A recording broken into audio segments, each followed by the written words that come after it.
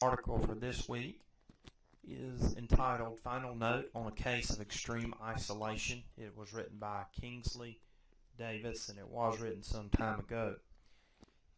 The author recounts the case of a young child named Anna. She was a young girl who is now dead at the time of the writing, but she had endured horrible treatment by family members. She was an illegitimate child born to her mother who lived with her father. Anna's grandfather disapproved of these circumstances and the way in which Anna was born to his unwed daughter who had some physical and mental handicaps as well.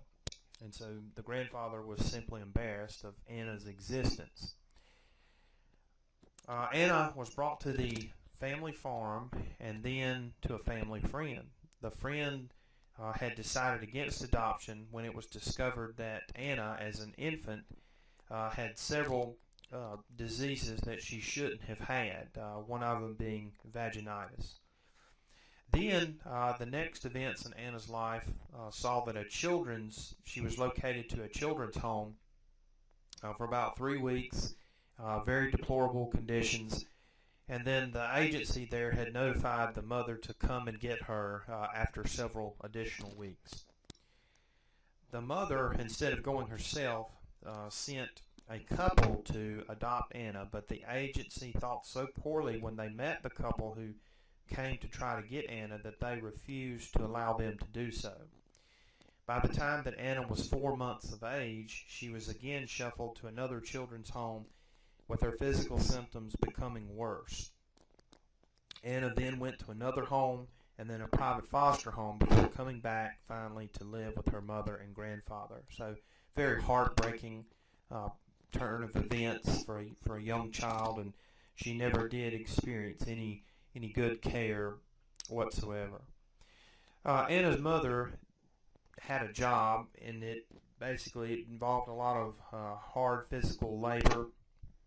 Her mother liked to stay out late at night, and this in part led to her becoming pregnant with Anna anyway, and again, just something that Anna's grandfather did not approve of how her mother conducted herself. Anna did not, for example, receive parental attention when her mother left and went out late at night. When Anna came to the attention of social service workers by age 6 and taken out of her home, she could not talk, she could not walk, or do anything that showed intelligence, simply from the lack of interaction and care from the adults, and that was her mother and her grandfather. Anna did make improvement, but it took significant work and therapy, but it seemed that she never really caught up to where she should have been developmentally speaking in a normal environment. Anna unfortunately died at 10 years of age. None of her behavior, even after she was rescued, ever resembled a normal child. But it was something of less than human, or something maybe best described as animalistic. Anna had no attention span. She had no concentration. She was unable to accept speech or make any sounds. After 5 months of intensive treatment, Anna did gain weight. Her hearing and vision were normal. She was able to climb stairs, but her speech was stuck in the babbling stage. Her mental age was thought to be somewhere around 19 months, or less than a 2-year-old. The doctors thought that the maximum intelligence level that Anna would ever have developed would have been somewhere about a 6 to a 7-year-old child. Anna's progress continued over the next 2 years. She learned to feed herself.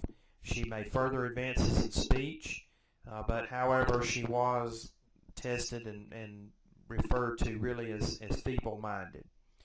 The last report on Anna showed a smaller advance in her mental abilities than what they had expected to occur. Anna did have a favorite doll. She liked colors, and she responded not in sentences but phrases, and she seemed to have a pleasant disposition towards others, which was really rather remarkable considering all the negativity that she had experienced for all of her young life with her mother and grandfather. Now, it is an interesting question to consider of whether Anna could have recovered fully, but because of her early death, that question would never be answered.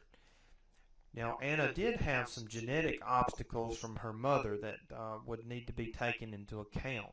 So her mother did have some mental disability as well, so Anna probably had some of that genetically passed on to her, or it's possible that could have been that way. Now, Anna was also isolated, and that could have caused some of her lack of progress mentally, and that's also, a big thing that the study does talk about. But those two things combined, genetics and environment, really hit Anna hard. What would Anna have been like if she had had a normal upbringing from her mother? Well, that would have been wonderful to have had happened to Anna, but she would have been much better off than the condition in which she was found. Now, Anna's grandfather was college educated. Her mother only had an 8th grade education. Later testing found her mother's IQ to be somewhere around 50. Anna's mother was in her early 30s, and Anna's father, not the grandfather, but Anna's supposed father, was 74, and while Anna's mother was 32, and so that led to Anna's birth.